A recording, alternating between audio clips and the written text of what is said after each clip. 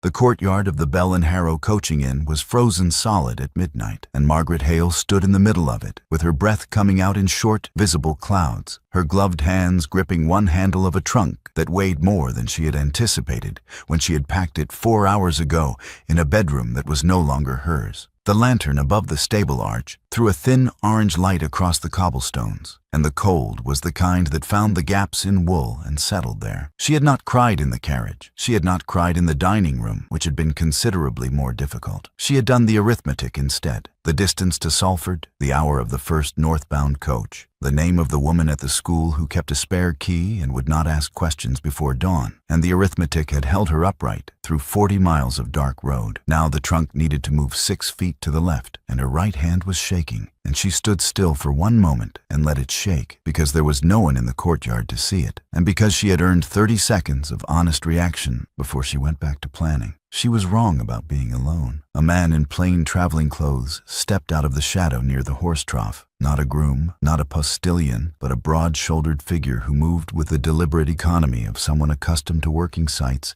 rather than drawing rooms. He had been watching the ostlers and had turned at the sound of the trunk being set down on the cobbles. His gaze went to her face first, then dropped to the trunk, and something in his expression shifted with the particular quality of a man who has just registered something he did not expect. The trunk was large and plain and practical, stenciled on the side in black paint with the name and address of the Hale Subscription School, Salford. He crossed the courtyard in 8 strides and stopped 3 feet from her. And when he spoke, his voice was direct and not unkind, but it was the voice of a man who expected a straight answer. "That trunk," he said. "Where did you get it?" Margaret looked at him. She looked at the trunk. She looked back at him. "I packed it," she said, "this evening, into a hired carriage, which I have just descended from. The school's name is on it." "Yes," Margaret said. "I am aware. The Hale School's administrator is a man named—" He stopped.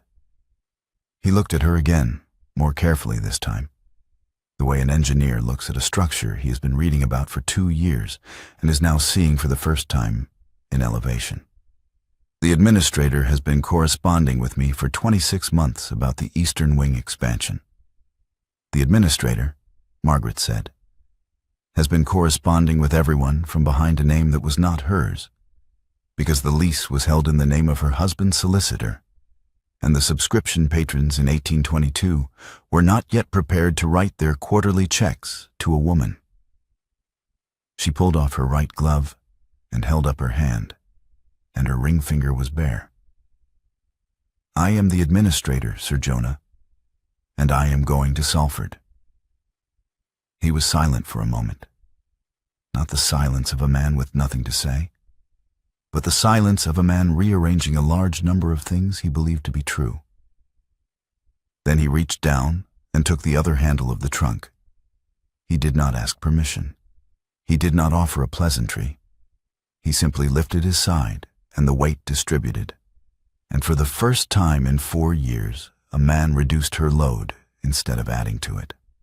Margaret registered this fact with the precision she applied to everything, and said nothing, and walked with him toward the coach. 2 hours earlier, the Crail dining room had been exactly what Bertram had designed it to be.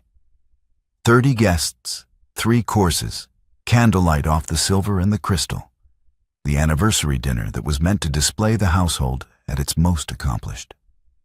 Margaret had sat at the far end of the table from her husband, and had been, as she had been for 4 years, entirely competent.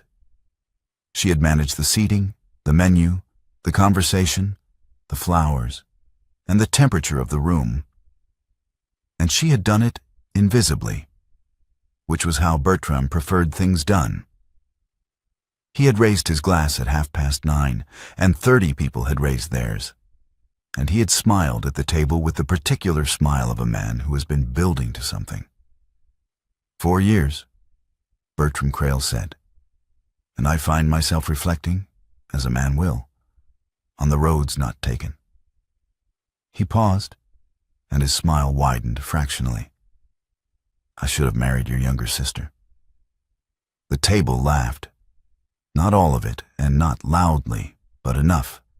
The particular social laugh that acknowledges a joke and distances itself from responsibility for it. 3 of the women did not laugh. Margaret noticed which 3, because Margaret noticed everything. She looked down at her hand on the table. She looked at the ring on her finger. She thought about the letter she had received that morning from the school's head teacher, reporting that the waiting list had reached 91 names and asking for guidance on the Eastern Wing timeline. She thought about the quarterly report she had signed, as she always signed it, with the name of an administrator who did not exist. She thought about the 4 years she had spent making herself smaller and quieter and more useful and less visible. And she thought about how none of it had been sufficient. And she thought about how the insufficiency had always been the point. The ring came off very easily. It had always been slightly too large. She set it against the foot of Bertram's wine glass, where he would see it the moment he looked down. And she raised her eyes to his face and said, in the same tone she used for household instructions, "Go propose tonight, then. Augusta is at Cheshire. I imagine she will receive you." The table went completely silent. Margaret turned to the footman standing at the sideboard. "Thomas," she said, "would you bring the carriage round, please? I have a journey to make." Thomas, who had worked for the household for 11 years and who had a very clear idea of how things stood in it, said, "Yes, Mrs. Crale," and left the room without looking at Bertram. Margaret stood, set her napkin on the table, and walked out through the doors that Thomas had already opened for her. She did not look back. There was nothing behind her she needed to see. The coach moved north through the dark, and Margaret sat upright against the seat and did not waste the time. She counted what was already irretrievable. 30 guests, which meant 30 conversations that would begin at breakfast and spread by afternoon. The footman, Thomas, had left the room in full view of the cook, the parlor maid, and Bertram's valet, which meant the servant's account would be circulating before dawn. And servants' accounts were always more accurate than the official version. Bertram would have told his version of events within the hour. She knew him well enough to know he would frame it as concern, as a husband's patience exhausted by an unstable wife. And his version would reach the people it needed to reach before she had a chance to offer any alternative. None of this was recoverable. She did not spend any time wishing it were. Sir Jonah Whitfield rode the same northbound coach as far as the Manchester Junction. Sitting across from her in the dark interior, his long legs taking up more than his share of the floor space, without any apparent awareness that this was the case. He had offered no commentary on what she had told him in the courtyard. He had asked one question as the coach pulled out of the Bell and Harrow yard. "Are you going to your father?" "No," Margaret said. He waited. "My father will ask me to go back," she said. "He will ask very kindly, and he will mean it kindly, and it will make no difference to the outcome. I am going to the school." Jonah was quiet for a moment in the way that was. She was already learning, not disagreement, but recalibration. The pause of a man adjusting his calculations to new information. "The Eastern Wing," he said finally. "The Eastern Wing," she agreed. They did not speak again until the Manchester Junction, where he descended with a nod that contained, she thought, a degree of respect not entirely present in the courtyard. She watched the coach pull away from the window and then turned back to her calculations. At the Salford office at first light, Margaret sat down at the desk she had never sat at in person and opened the quarterly report. The head teacher, Mrs. Forster, had made tea without being asked and had set it at Margaret's elbow without comment, which was exactly the response Margaret had hoped for and had not been certain of. She dipped the pen. She wrote the date. She wrote the title of the report, and then she wrote, in the space where the administrator's invented name had appeared for 3 years, her own, Margaret Hale. She stopped. She looked at it. She started again and stopped again after the M. The third time she wrote it through without stopping, and the ink was steady by the end.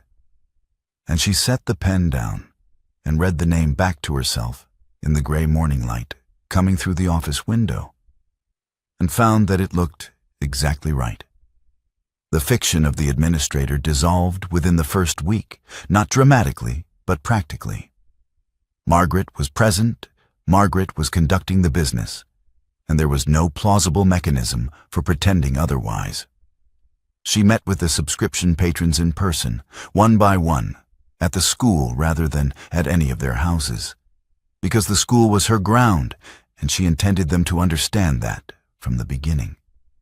She sat at the head of the table in the small meeting room and opened the ledgers herself and walked each patron through the figures in plain language.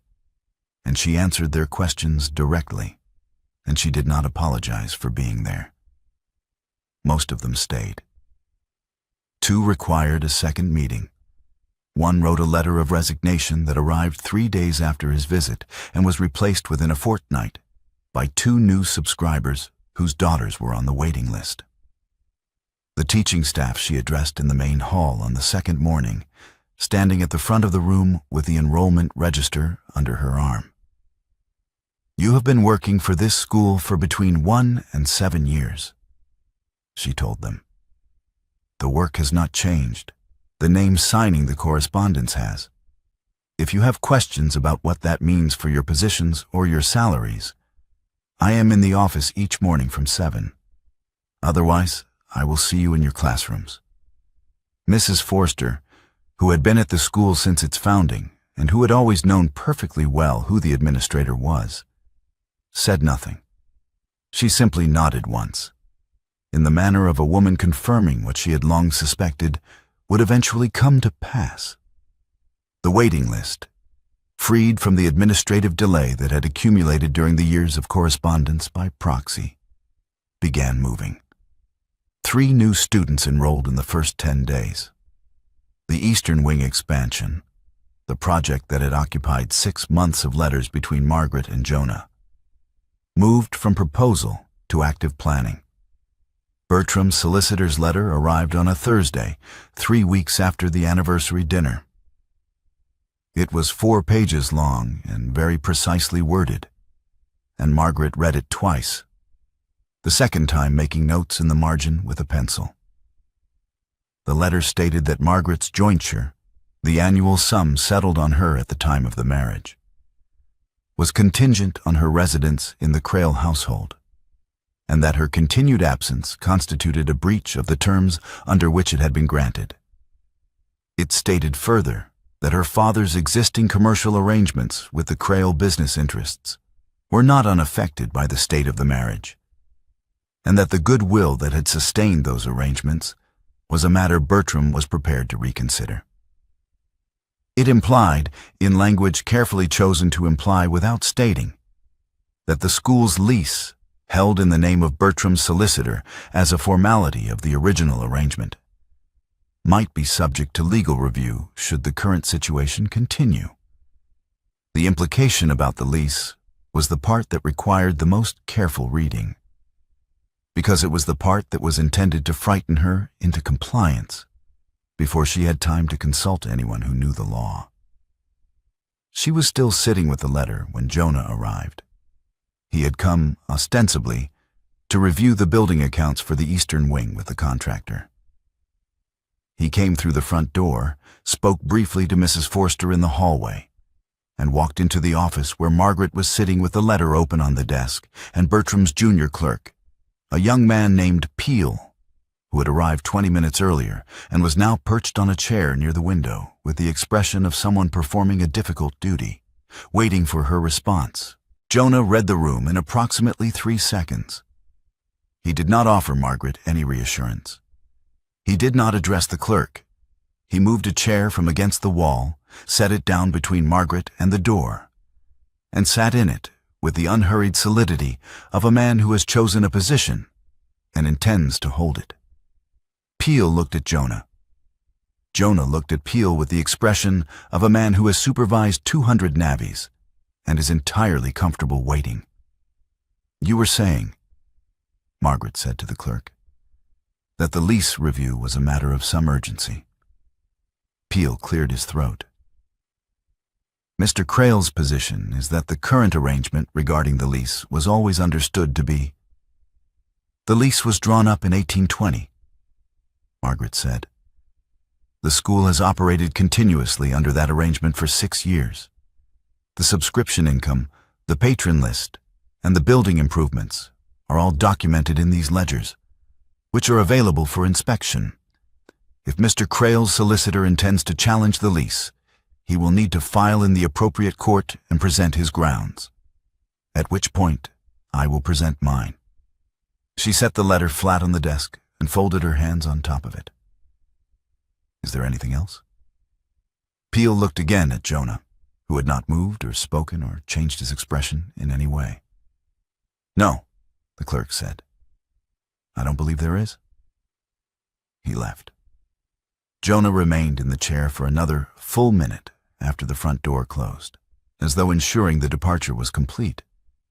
And then he stood and moved the chair back to the wall without comment. "The lease," he said, "is not actually challengeable," Margaret said. "The grounds he's implying don't exist. But the implication was enough to frighten Mrs. Forster and 2 of the junior teachers, and that was what it was designed to do." Jonah picked up the contractor's file from the desk. "The Eastern Wing," he said, and sat down again, and they got to work. The Eastern Wing accounts were detailed and required attention, and Jonah had developed the habit of appearing at the school on days when his schedule in Manchester permitted it, which turned out to be most days. He reviewed the building accounts. He inspected the proposed structural addition with the contractor.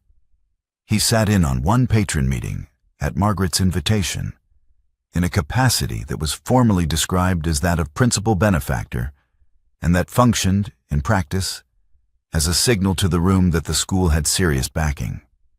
Margaret did not question his reasons for being present, because the work was real, and his presence had a measurable effect on the staff's confidence. The junior teacher stood straighter when he was in the building, not from admiration, but from the particular reassurance of knowing that someone large and competent and entirely unbothered by Bertram Crale's social position was on the premises. One evening, when the contractor had gone and Mrs. Forster had locked the classroom wing, they worked late in the office, cross-checking the construction ledger against the subscription income projections. The lamp was low, and the room was quiet, except for the scratch of pencils and the occasional sound of pages turning. And they had been working for 2 hours in the easy, wordless rhythm of people who have learned how the other thinks. Margaret reached for the reference volume on the corner of the desk at the same moment Jonah did. His hand closed over hers on the cover. Not roughly, not deliberately, simply the result of 2 people moving toward the same object at the same speed. He did not withdraw immediately. She did not pull away. They remained that way for a visible count of seconds, both of them looking at the ledger in front of them rather than at each other. And then both returned, without comment, to the columns of figures. Margaret found the reference she needed. Jonah made a note in the margin of his page.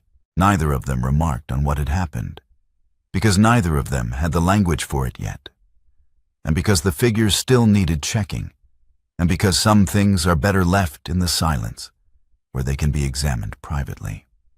Jonah walked back toward the city that night along the river road, and he stopped on the bridge over the Irwell and stood there with his hands on the iron rail and looked down at the black water moving below him. He stood there longer than any problem with the Eastern Wing required. When he finally turned to continue walking, he looked back once toward the school's lit upper window, where the lamp was still burning, and then he put his collar up against the wind and walked on. Augusta Hale arrived at the school on a Tuesday morning without any warning.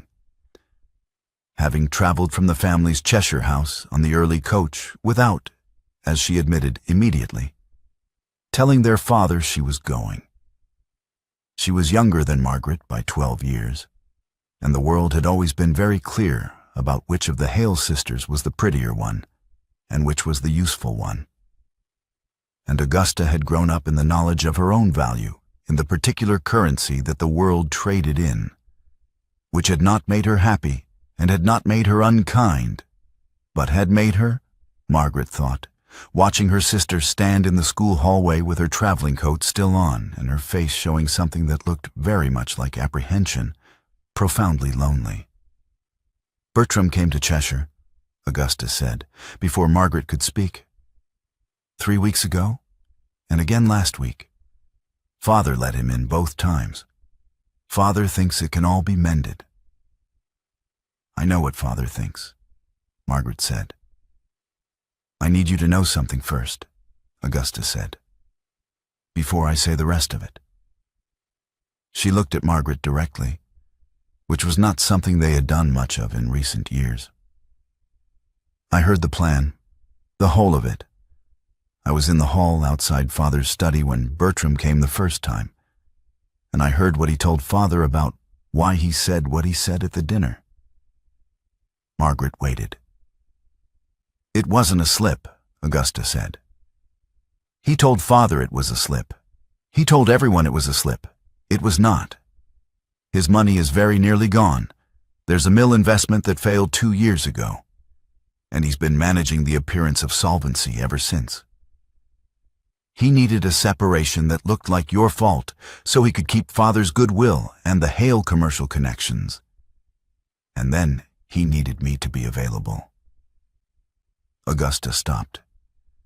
He told Father that I had always been the better match, that it was a shame the elder daughter had been put forward first. The hallway was quiet. Somewhere in the classroom wing, a girl was reciting a geography lesson aloud, her young voice carrying clearly through the walls.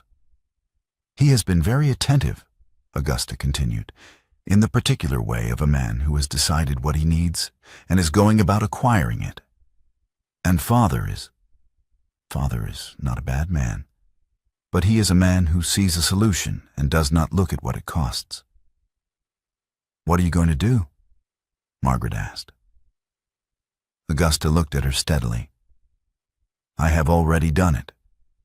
I told Bertram last Thursday that I would not receive him again. I told Father the same. She paused. I need you to understand that I am not doing this for you. I mean, I am glad it helps you, but that is not why. I have spent 26 years being managed and displayed and pointed in directions that suited everyone except me, and I am finished with it. Her voice was very even. I don't want a husband.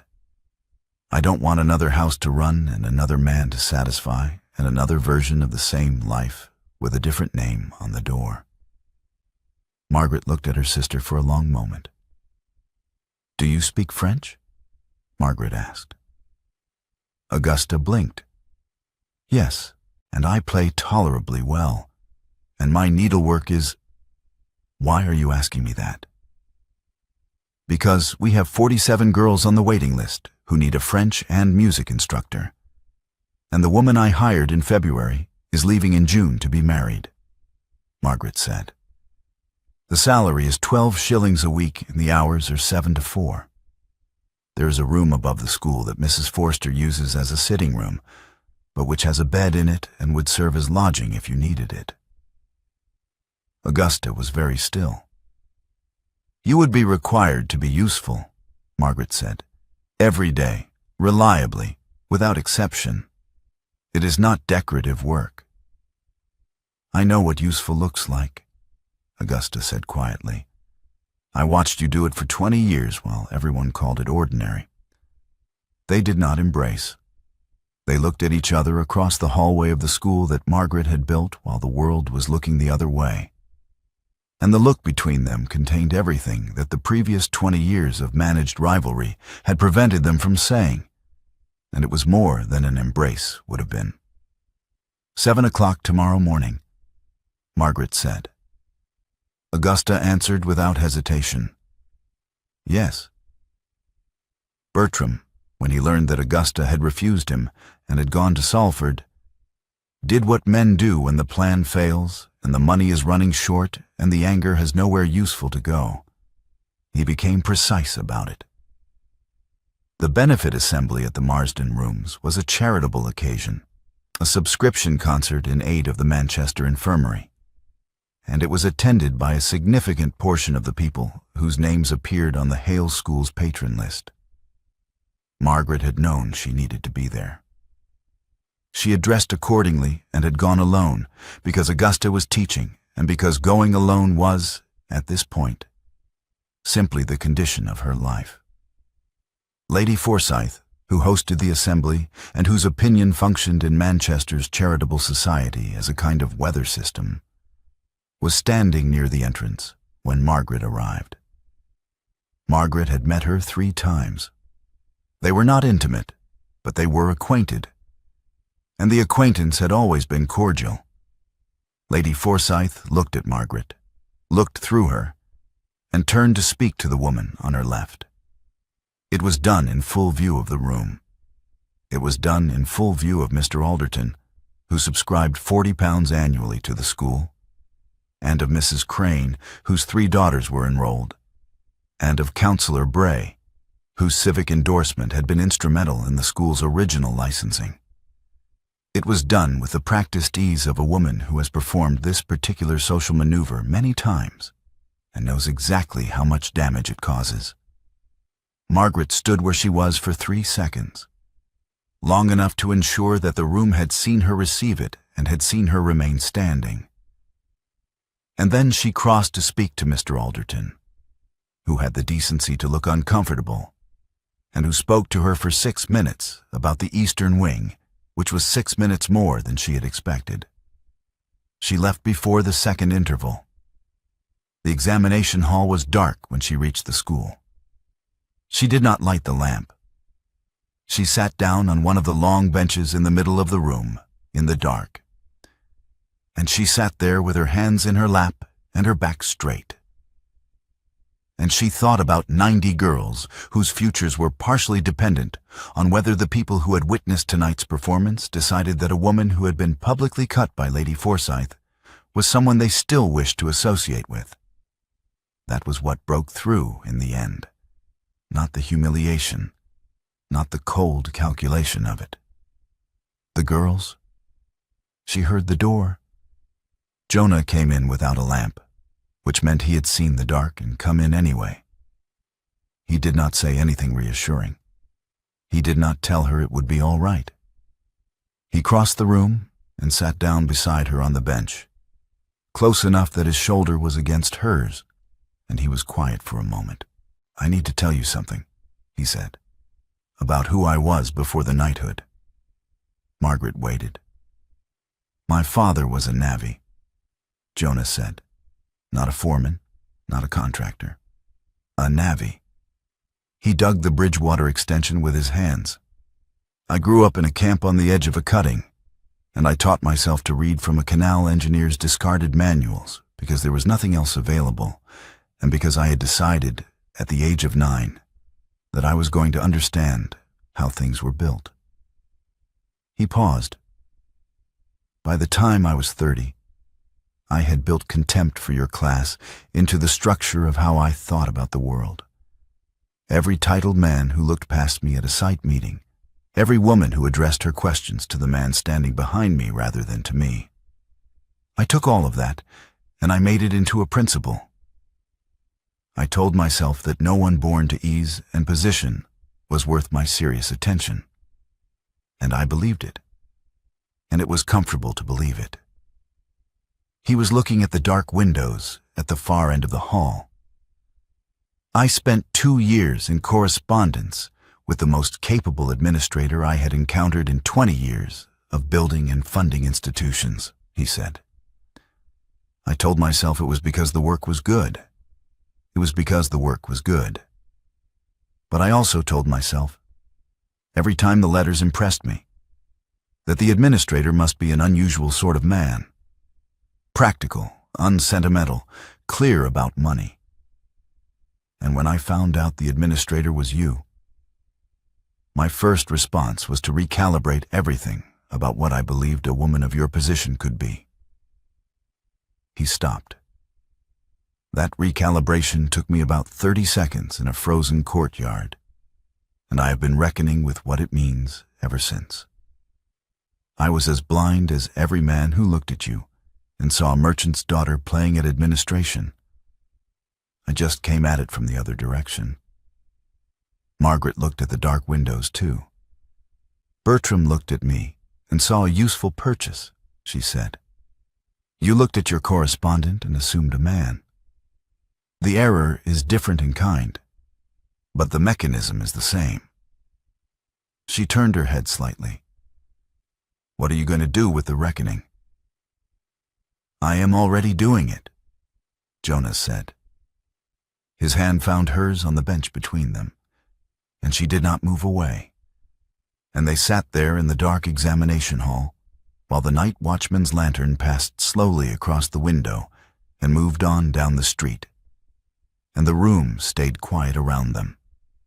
The morning of the examination day, Jonah arrived before the students, which meant he arrived before 7, which meant he was carrying benches through the side door when Margaret came in from the office with the examination papers under her arm. They worked without speaking, because they had learned each other's rhythm well enough by now that speech was largely unnecessary for the physical logistics, and because both of them knew what the day contained and had made their separate decisions about it. Margaret moved through the hall, setting papers on desks and checking the seating order against the enrollment register. Jonah shifted benches into the configuration she had described the previous afternoon. He stopped in the middle of the room with a bench in his hands and set it down.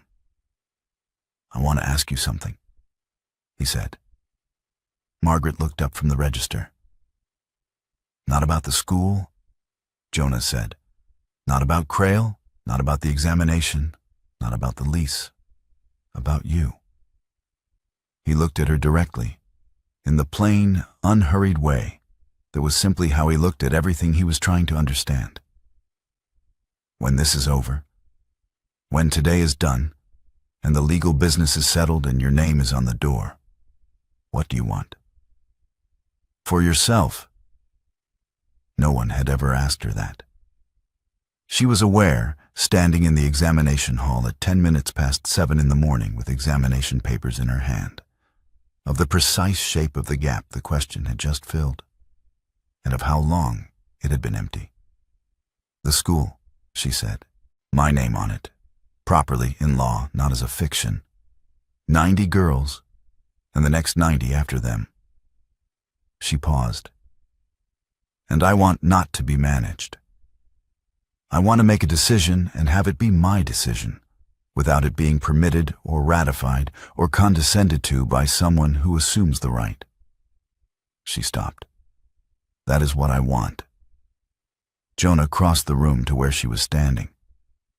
He was carrying nothing now. He stopped in front of her and he kissed her once, measured and deliberate in the way he did everything that mattered to him. And when he stepped back, his expression was the same as it always was, which was to say entirely serious and entirely present. I will be in the front row, he said, regardless of what happens. He picked up the bench and carried it to the window. Margaret looked at the examination papers in her hand, and then she went back to the seating order, and the hall began to fill. The students came first, 90 of them in their best dresses, filing into the hall with a particular combination of anxiety and excitement that examination day produced, finding their seats, setting out their pencils. The patrons arrived at 9:30, 40 of them, Mr. Alderton and Mrs. Crane and Counselor Bray among them, taking the chairs arranged along the side walls. 2 civic officials from the Manchester Board of Trade arrived at 9:45, having been invited by Counselor Bray, and sat near the back. Augusta stood with the teaching staff along the east wall, her back straight, her face composed. Sir Jonah Whitfield took the chair in the front row, directly in front of the examiner's table, and sat with his hands on his knees and his attention on the room. Margaret stood at the front of the hall and waited for the clock to reach 10. At 7 minutes past 10, the rear doors opened. Bertram Crail entered from the back of the hall and walked forward through the rows of seated students with the unhurried confidence of a man who has decided that the situation requires his presence, and that his presence will resolve it. He was dressed well. He had the appearance of a concerned and reasonable man, which was the appearance he had been preparing. He stopped near the front of the room and addressed the hall. "Ladies and gentlemen," Bertram said, "I apologize for the interruption. I hope you will forgive a husband's concern. There has been a misunderstanding in my household, a private matter that has unfortunately been allowed to take on a public dimension. And I am here simply to speak with my wife and to ensure that the situation is resolved as quietly as possible, for the benefit of everyone present." He looked at Margaret with an expression of patient forbearance. "Margaret, I think we should step outside." Margaret looked at him. She set down the examination paper she was holding and picked up the school's annual record from the table behind her. She opened it to the first page. "In the year 1820, she said, in the same clear, carrying voice she used when addressing the hall, the Hale Subscription School enrolled its first 11 students, funded by an initial subscription of 6 patrons. The founding administrator was recorded under a proxy name at the request of the leaseholder." She turned the page. "In 1821, enrollment reached 23. In 1822, 38, with a waiting list of 14. In 1823, the year of my marriage to Mr. Crail, enrollment stood at 51. She looked up. "The school predates the marriage by 3 years. Its operation, its accounts, its patron correspondence, and its expansion were managed throughout the marriage by me, without Mr. Crail's knowledge, assistance, or interest." Bertram's expression had shifted. He was recalibrating, the way men do when the room is not responding as the room was supposed to respond. "Margaret," he said more quietly, "this is not the place." "Mr. Alderton," Margaret said, "you have subscribed to this school for 4 years. Mrs. Crane, your daughters have been enrolled for 3. Councillor Bray, your endorsement of the school's license was given in 1822. She looked at each of them as she named them. "You are present today because this institution is real, because the work it does is real, and because the women who built it and teach in it and learn in it are real." She turned back to Bertram. "The phrase you spoke at our anniversary dinner was not a slip. You told my father it was a slip. You told your solicitor it was a slip. It was a calculation. Your mill investment failed in 1824. Your finances have been managed for appearance for 2 years. Augusta had just come into an independent legacy. You needed a separation that appeared to be my fault, and you needed my sister to be available." The hall was completely still. 90 girls were not moving. "I am filing for legal separation," Margaret said, "on grounds I am prepared to enumerate in full if you remain in this room. I am retaining the school, the lease of which will be redrawn in my own name.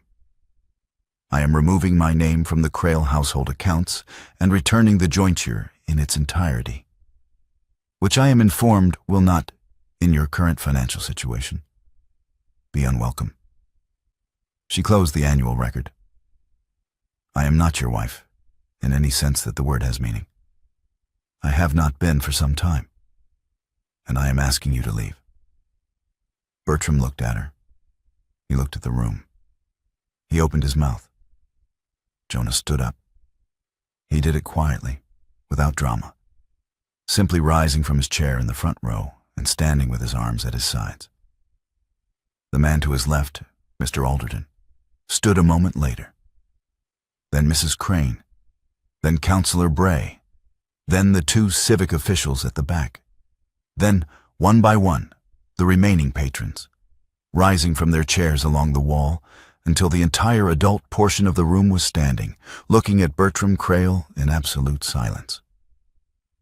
Augusta straightened from the wall and stood with the teaching staff, and they stood too. Bertram looked at the room. He looked at the rows of standing people. He looked at his wife, who had not moved, and whose expression contained no triumph and no anger, and nothing he could use.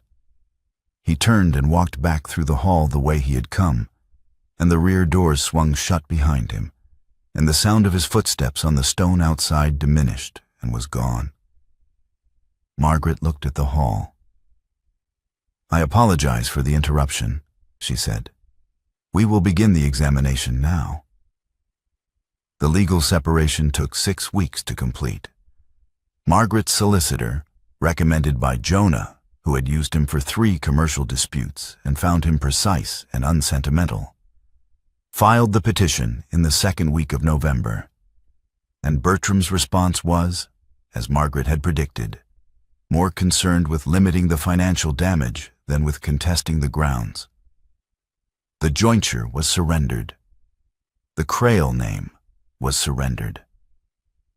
Margaret signed the final document on a Thursday afternoon in the solicitor's office, and she wrote her name at the bottom of the page without stopping. And it was the same name she had been writing on school documents for 6 weeks, which was the name she had been born with. Augusta signed her teaching contract the same week and moved into the room above the school and proved to be an instructor of considerable ability.